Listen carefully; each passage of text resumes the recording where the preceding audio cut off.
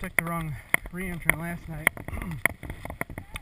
Ended up in some really bad brush. We probably went 2 miles in 4 hours. Pretty much used all our water up.